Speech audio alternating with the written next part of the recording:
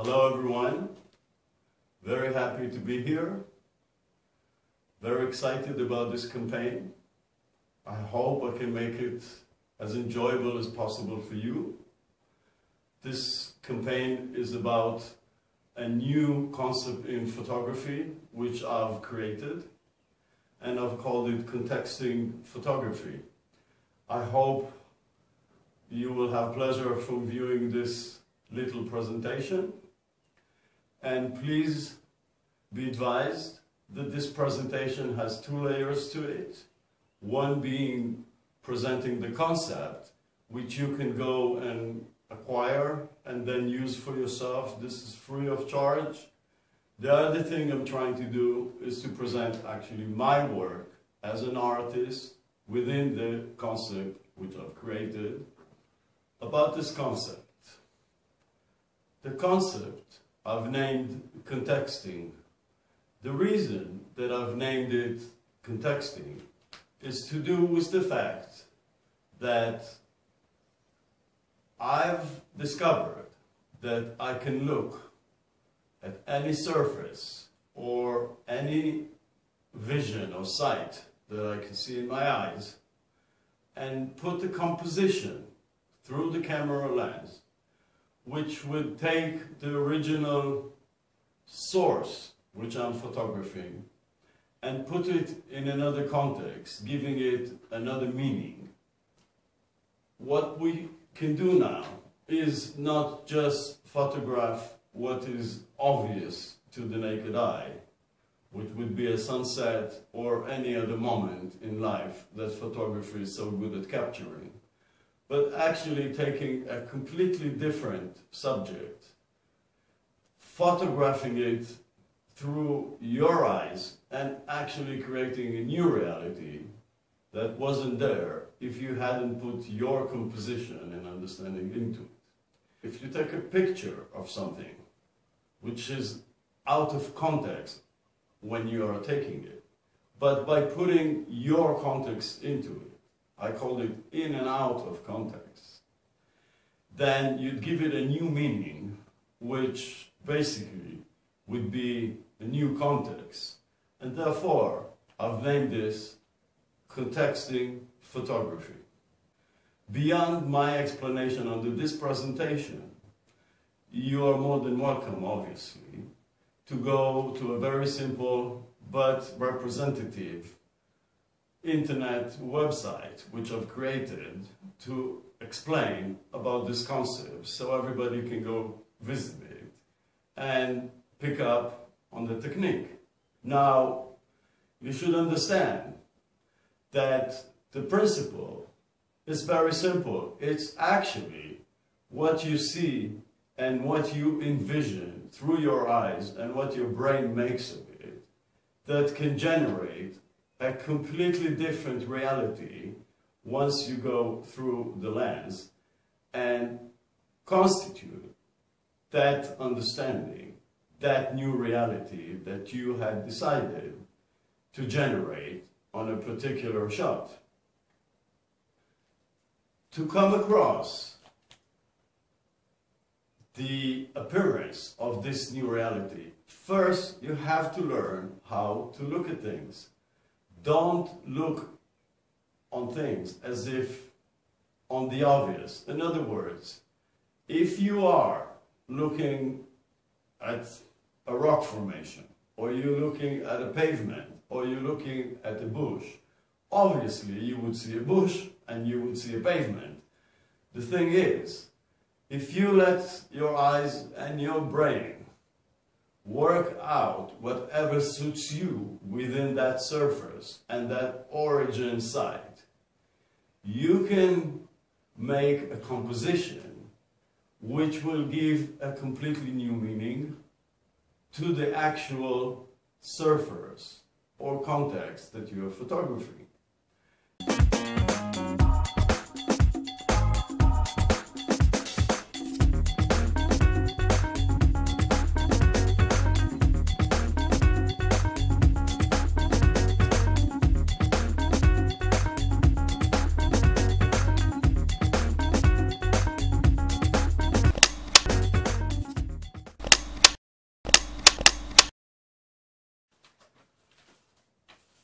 allow me to give you some information about how to deploy the technique which result eventually in contexting photography.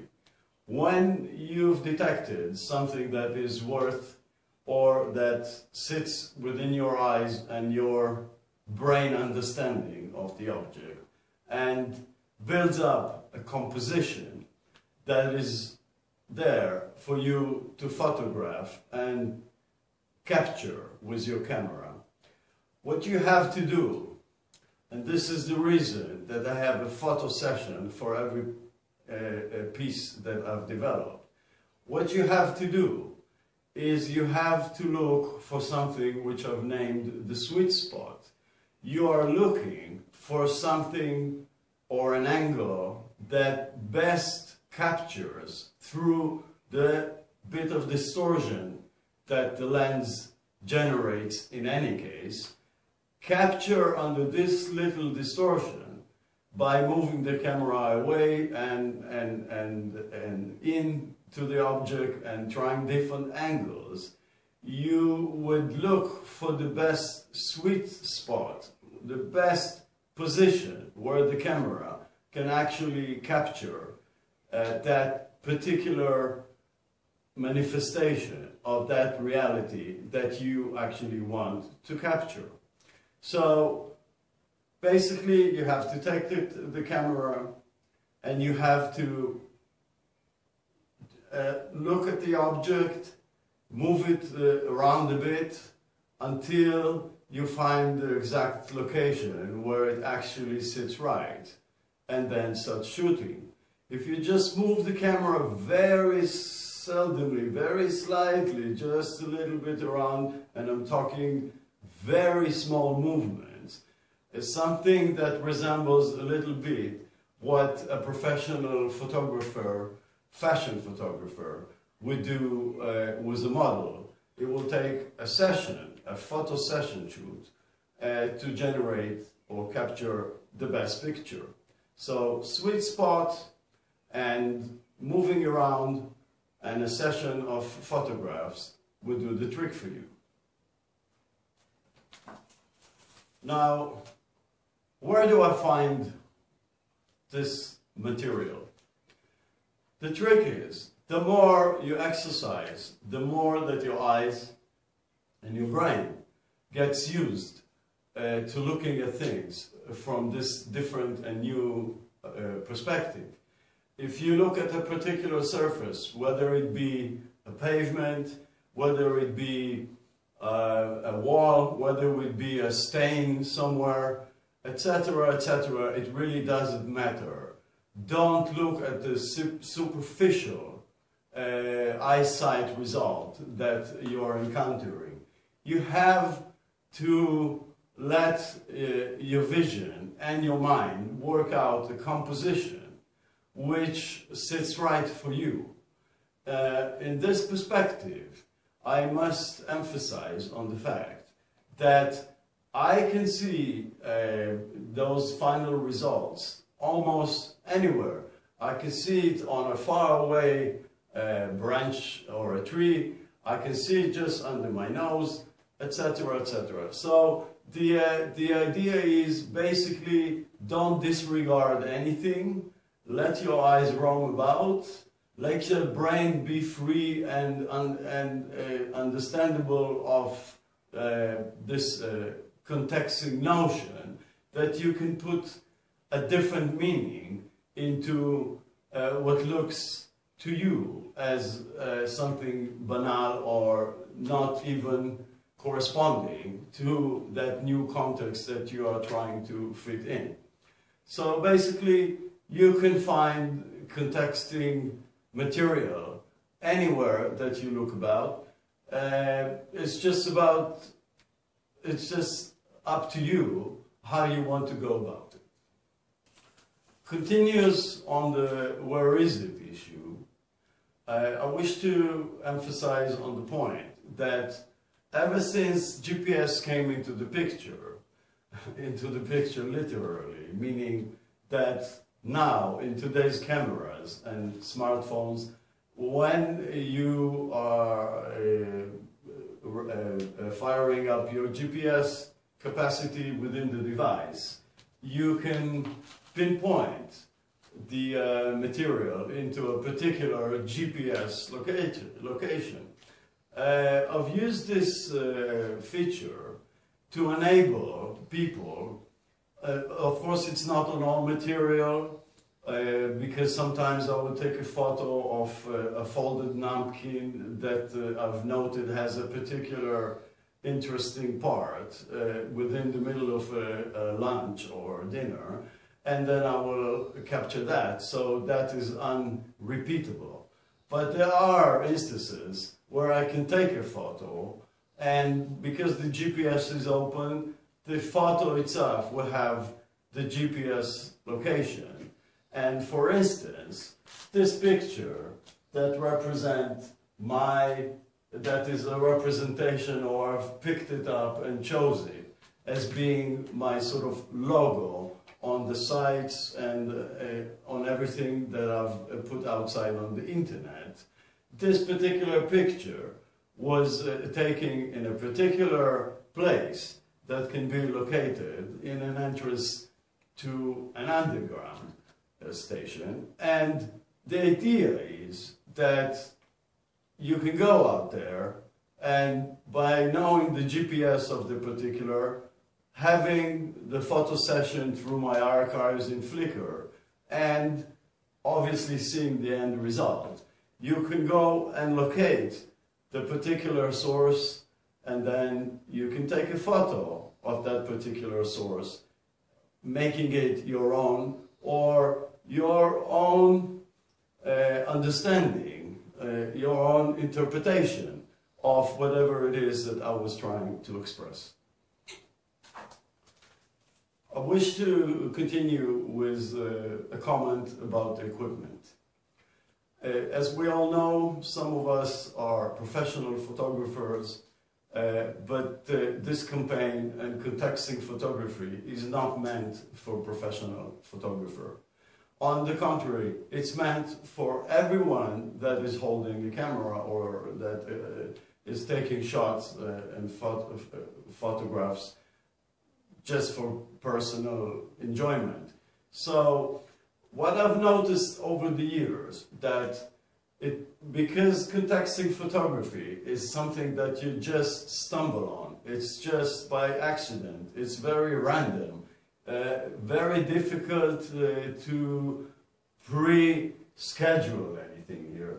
So basically what you would do is, if you walk around on your daily routine, or doesn't matter wherever it's vacation, work, dinner, lunch, whatever it is, shopping, whatever it is that you're doing, you are always, or most of the time, with your portable device in the form of a smartphone. In today's smartphones, we have very good resolution cameras that can actually work for us to provide us very good results in contexting photography. And the reason for it being as follows. The smartphone technology, camera technology, is a technology which is based on point and shoot. Now, point and shoot, although having on today's very latest versions of mobile phones very good resolution, is still a point and shoot, which means that it has some distortion between what you see in your eyes and what the camera captures. For me, what I've done, I've taken this distortion and made it work for me to enhance even more the ability to capture whatever it is that I'm trying to constitute. The idea is as follows. Because the camera has its distortion range, you could take the camera and by deploying or surfacing that distortion phase of the lens, you get a lot more plasticism, more flexibility in your ability to manipulate the captured reality into complying with your desired result, and therefore your composition, and therefore your final contexting photography work. So I am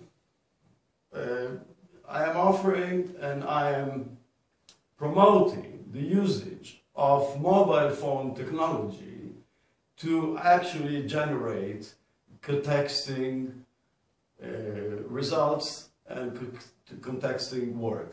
It is right that, also right, that there are times that I would leave the house with a wish to just, I would take a camera, the more professional, the better lens camera, I would take it with me and I would be wandering around to try and find some interesting stuff.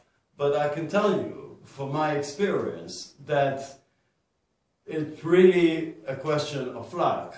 If at a particular day that you walked away out of the house with the intention to photograph things, you can come back with nothing. And the other days that you actually have no equipment on you, you can allocate things which are very much worthwhile taking pictures of. Let's try this one. Here's my shoe. Here's my guy. He's funny. Look at him. He's smiling. He's happy. He's on a rock. You know, this could be GPS. But you don't need. You can find your own. On sharing. Sharing is a very important part of my work as an artist within contexting photography. And I hope that by developing the sharing attribute, which I'm going to go into in a second, we will put together a completely new layer into what photography represents as opposed to what photography used to represent. And I will commence with explaining as follows. I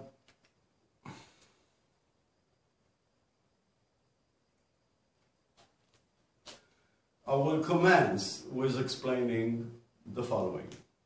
When I take a photo shoot session, there are more than one valuable picture frame that are worthwhile developing into a final art, editing, etc. So the idea is that I'm urging you to go into my Flickr archives.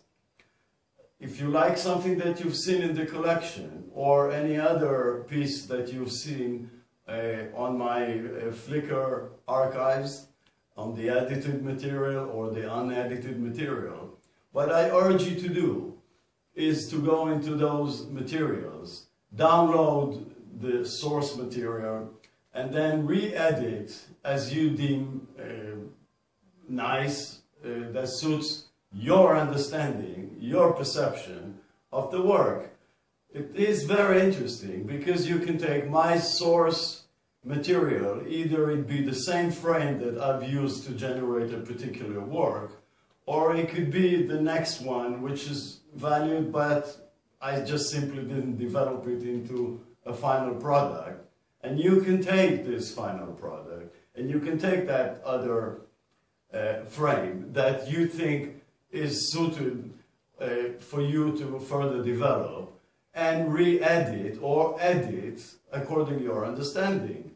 By doing that, you are using my material and giving it your interpretation. On that basis, I actually offered something which is, I think, the first time ever being done or suggested in the art world, and is as follows. I urge you to go and take either edited material or source material from a particular session, re-edit according to your understanding, and then send it to me for my evaluation. If I find it within the level and the performers, which I would expect for myself, I will be happy to sign jointly on a piece, providing you or sharing with you the copyrights on a 50-50 basis. Not that I'm looking or thinking that this is a big economical benefit. I'm just talking about the artistic side of things, and generally creating a competition between what others can do and what I can do within the same concept. So if we have a concept and the concept is applicable to everyone, needless to say that I'm just an artist working within that concept, and others who come with even better results than I do. So this is sharing my particular material. There is a further layer into sharing here, is that you can come up with your own source material, you can edit, you can allow others to do what I'm encouraging you to do with my material. And by doing all of that, we eventually get to a situation where we can share material and concept and interpretation in such ways that were never done before. So sharing is not just showing the others what I am doing, but actually entering the physical work of editing and re-editing.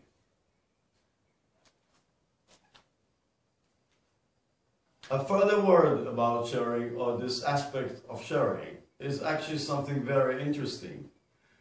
Because I'm trying to provide GPS information on most of the work that I'm capturing, not all of it is possible to allocate or locate according GPS, because some of it is not a constant. It's something which is very variable. Like if you sit in a lunch and there'll be a folded piece of paper, then obviously it will not remain there. But in other instances, it could be some stain, which is a constant stain in a pavement or on a wall, or some feature that appears on marble, etc. So those things are able to be revisited. I will give you an example. I've taken a source material session of a particular piece of surface that is outside, coming outside from the Gaudi Cathedral in Barcelona. Now, that piece would never move, and it's very simple to allocate it according to GPS. And if you look at the photo session, you could see that this is related into the cathedral. You can also immediately understand where it is. This is on top of the GPS information that is being provided with the photo itself.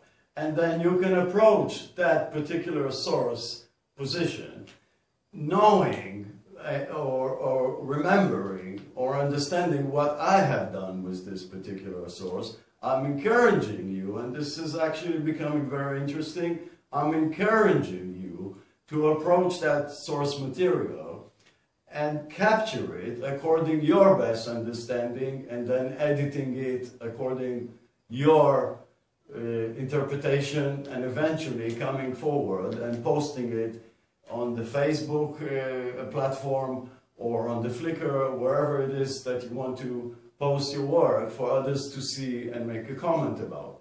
So this is very interesting. Those are completely new angles of sharing art in ways that I think were never suggested before. Because this presentation intends to provide information on the two layers that were mentioned in the beginning of this presentation.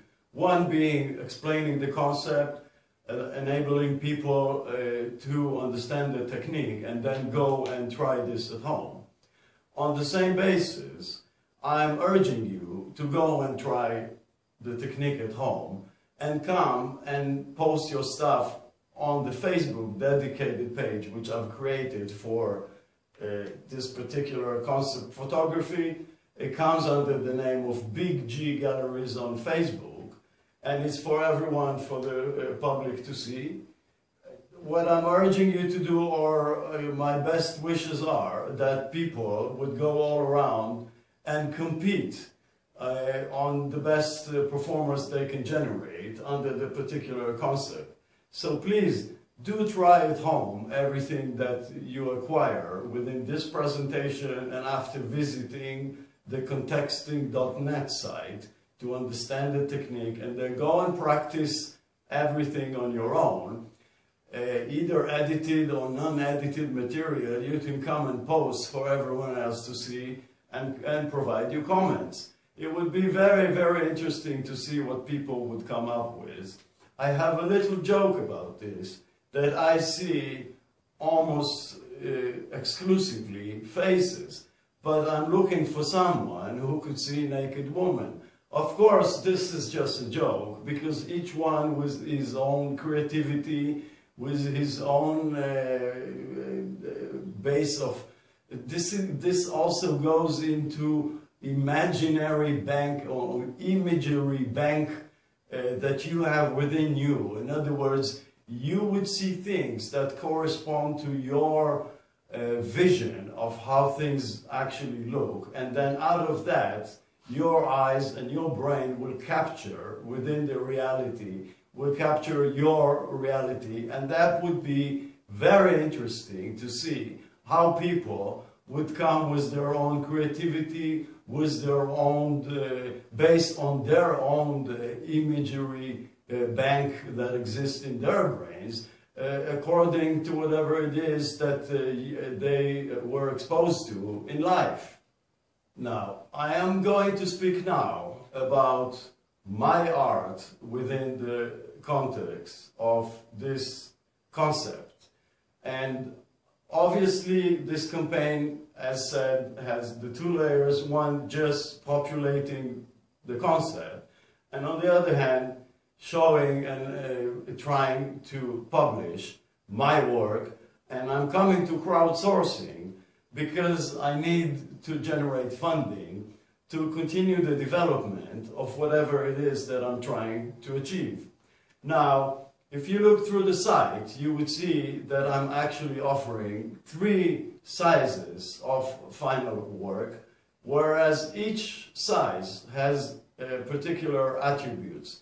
Now, on this notion, I wish to detail to you and to explain as follows. First, I will pull this piece. This piece represents, I use this work as my logo on most of my publications on the social networks and others on the internet to represent my logo of Big G Galleries. This picture was taken in a particular piazza in Lisboa in Portugal, and I'm saying this because every one of my work will have on the sides will have information, and as follows. On the right, my right, your left, it will have here, it will have the name of the session out of which this work was taken. On the other side, it will have the particular name of the particular work that was printed. Now, in this case, it's Bluetoother because it belongs to a session and a file collection that I called Bluetoother because I used to Bluetooth most of the work out from the camera into the computer. And on this side is the name of the actual piazza that is called Martim Muniz, and it is in Lisboa. So remember the GPS thing. If you would go through the GPS, you can find this work at on a particular location, and then on the sharing part, just going back for that in a second, you can go and allocate that source material in nature and photograph it yourself. But just going back into what it is that I'm trying to sell here, well, it is as follows. This corresponds to a dimension which is called A5, and it's because it it doesn't really fit A5, but it will be limited by A5 dimensions, either by height or by width.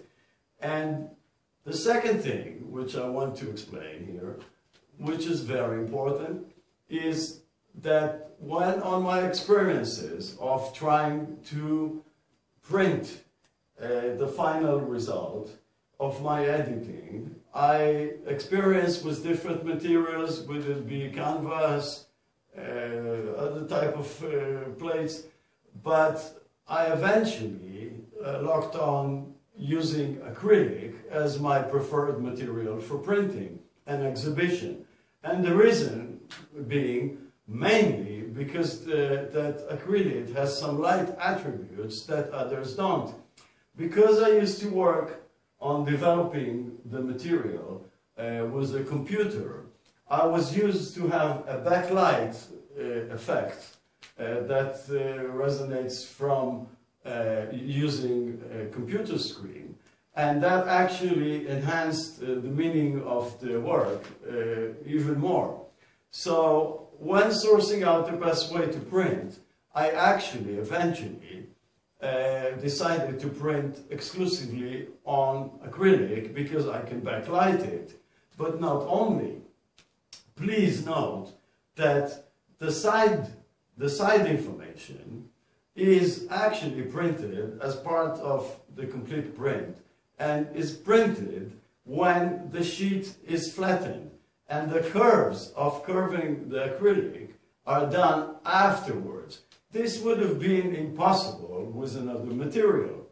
Having said that, I wish to make a comment that until today, everyone that uses acrylic to manifest its final result uses a mounting technique which is constituted from bolts which are holding together the different sheets that make up the work. I've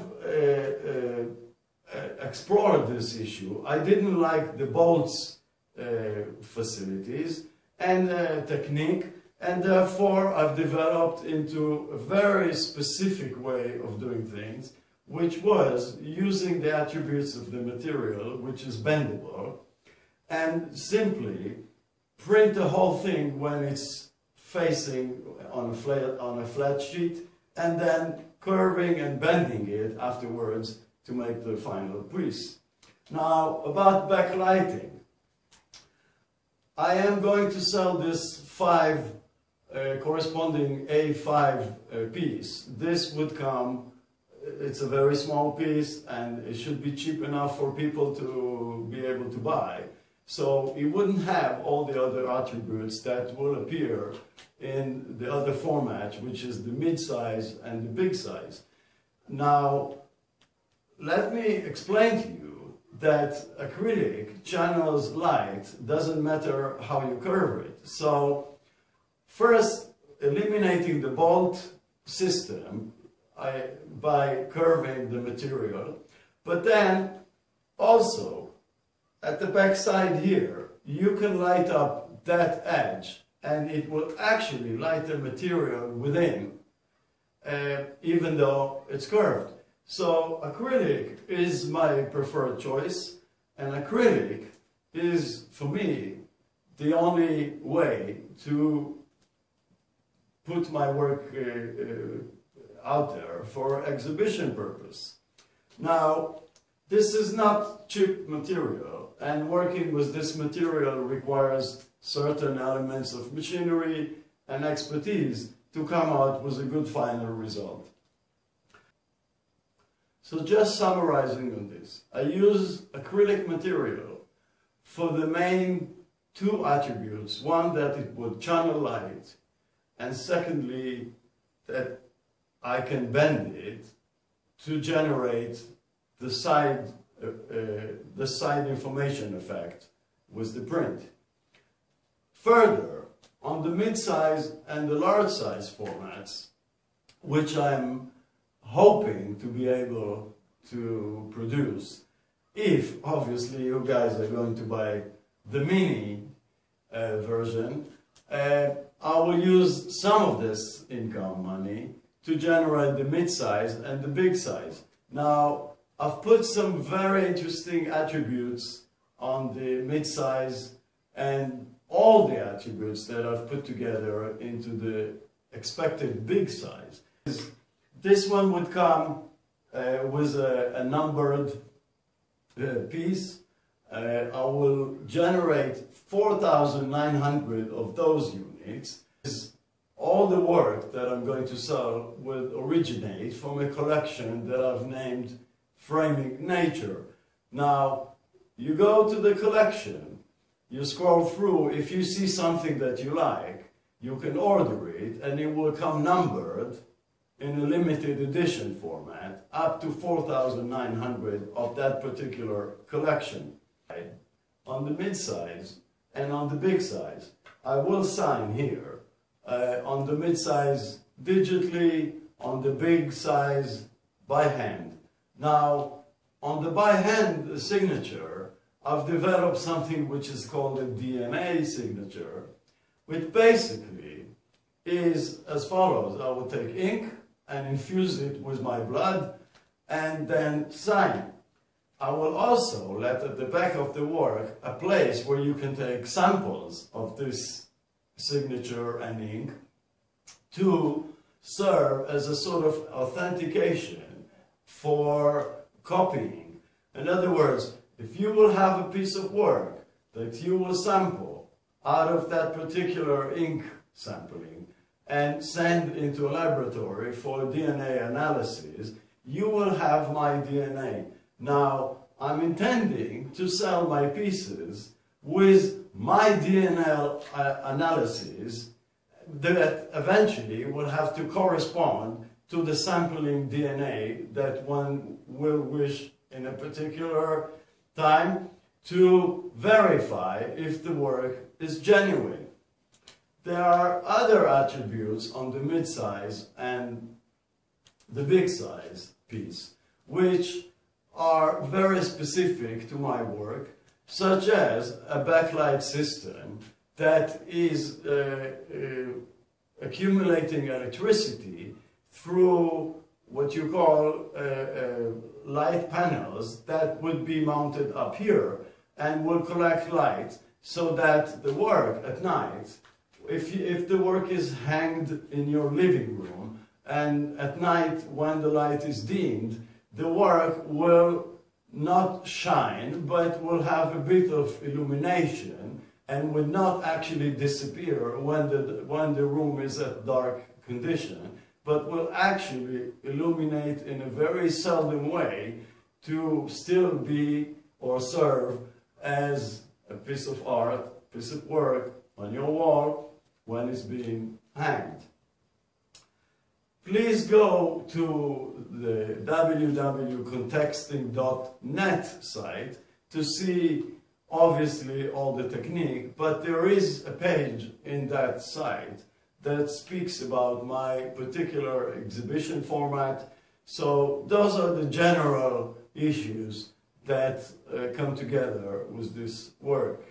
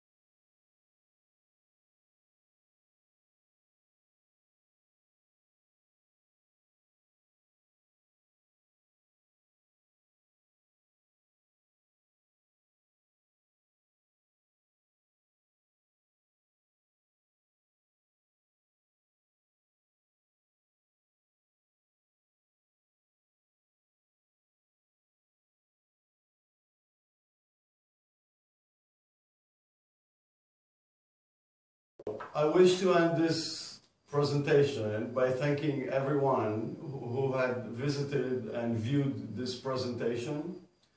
I hope I've contributed something to your understanding of what it is that I'm suggesting, what it is that I've created in form of concept. I urge you to go learn about how to do it, and I urge you to go home and actually practice trying to do contexting photography, and then come and share it with all the different variety of sharing that I've spoken about, either on Flickr, on the Facebook, etc., etc.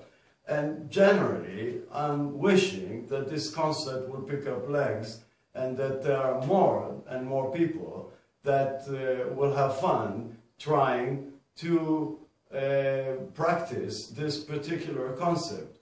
I believe that under this new concept, we open a whole new layer to photography, because first of all of us know that every one of us sometimes see a face in the cloud.